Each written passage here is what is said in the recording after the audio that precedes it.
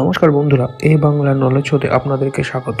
গ্রিসের সঙ্গে ভারতের সামরিক সম্পর্ক গত কয়েক বছরে বিভিন্ন সামরিক চুক্তির মাধ্যমে আরও মজবুত হয়েছে এবং রিসেন্টলি একটি খবর সামনে এসেছে যে গ্রিস তাদের রিটায়ার হওয়া 18টি মিরাজ 2000 যুদ্ধবিমান ভারতকে সেল করতে চায়।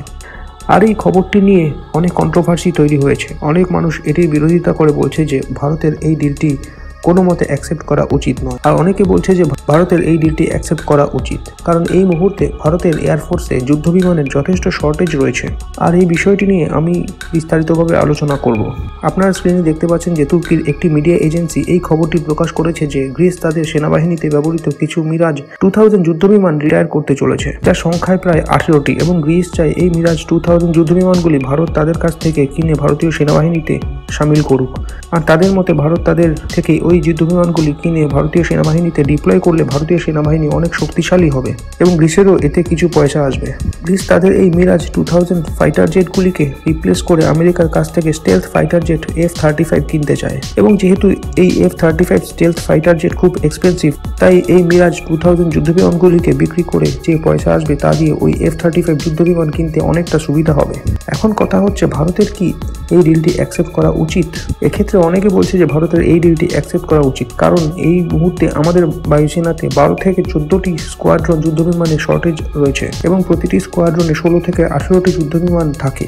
আর গ্রিসের কাছ থেকে ওই 18টি মিরাজ 2000 যুদ্ধবিমান কিনলে ভারতীয় সেনাবাহিনীতে যুদ্ধবিমানের ঘাটতি কিছুটা কমবে এবং ওই বিমানগুলিকে কিছুটা আপগ্রেডেশন করলে তা দিয়ে আগামী কয়েক বছর কাজ চালানো যাবে। আর গ্রিসের কাছ থেকে ওই বিমানগুলি কিনলে সেগুলিকে অপারেট করতে এবং মেনটেনেন্স করতে খুব একটা অসুবিধা হবে না, কারণ ভারতীয় সেনাবাহিনীতে এই মিরাজ ফাইটার জেট অলরেডি ভারী সংখ্যায় রয়েছে, যা আমাদের বায়ুসেনা অলরেডি ব্যবহার করছে। তো বন্ধুরা, এতক্ষণ আলোচনা করলাম এই বিমান কেন কেনা উচিত, কিন্তু অনেকে এই ডিলটির বিরোধিতা করছে এবং তারা যেটা বলছে যে ভারত সরকার এই ডিলটি কোনো মতে অ্যাকসেপ্ট করা একেবারেই উচিত নয়, কারণ এই যুদ্ধবিমান খুবই ব্যাকডেটেড এবং এগুলি কিনলে স্পেয়ার পার্টসের অ্যাভেলেবিলিটি নিয়ে অনেক প্রবলেম হতে পারে।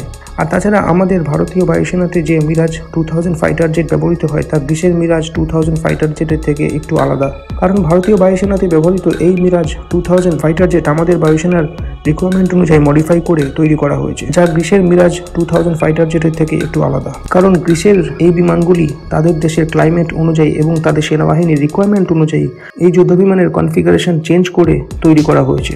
আর গ্রিসের কাছ থেকে এই যুদ্ধবিমান কিনে ভারতীয় সেনাবাহিনীতে ডিপ্লয় করতে হলে আমাদের সেনাবাহিনীর রিকোয়ারমেন্ট অনুযায়ী কিছু মডিফিকেশন করতে হবে, যা অনেকটা ব্যয় সাপেক্ষ হতে পারে। আর এই পুরনো যুদ্ধবিমান কিনে ভারতীয় সেনাবাহিনীতে ব্যবহারের উপযোগী করে তোলার জন্য মডিফিকেশনের উপর এত টাকা খরচা করার কোনো মানে হয় না। আর এই পুরনো যুদ্ধবিমান আগামী 5 থেকে 6 বছরের বেশি ব্যবহারও করা যাবে না। ওই টাইমের পর ওই বিমানগুলি অকেজো হয়ে পড়বে, অর্থাৎ ভারত ওই যুদ্ধবিমানগুলি কিনতে যে টাকা খরচা করবে তা 5 থেকে 6 বছর পর পুরোপুরি ওয়েস্ট। তাই যারা এই ডিলটির বিরোধিতা করছে তাদের মতে ভারত যেন এই ডিলটিকে কোনো মতে অ্যাকসেপ্ট না করে। আর এক্ষেত্রে আমার পার্সোনাল ওপিনিয়ন হলো যে ব্যাপারটি না অর্থের, না পুরনো বা নতুন বিমান কেনার।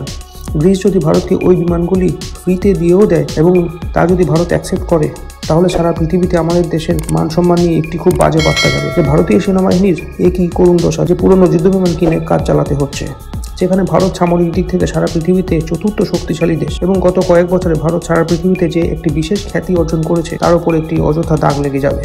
আর তাছাড়া এই 18টি যুদ্ধবিমান কিনতে গ্রিস যে পরিমাণ পয়সা নেবে তা দিয়ে 4 থেকে 5টি নতুন রাফাল বিমান আরামসে কেনা যাবে। আর ওই নতুন রাফাল ফাইটার জেট আমাদের সেনাবাহিনীতে ডিপ্লয় করলে তা আরামসে আগামী কয়েক দশক আমাদের সেনাবাহিনীতে সার্ভিস দিতে পারবে। এটি হলো আমার পার্সোনাল ওপিনিয়ন। তো বন্ধুরা, আপনাদের এই বিষয়ে কি মতামত কমেন্ট করে জানান এবং ভিডিওটি ভালো লাগলে লাইক করে চ্যানেলটিকে সাবস্ক্রাইব করুন। ধন্যবাদ।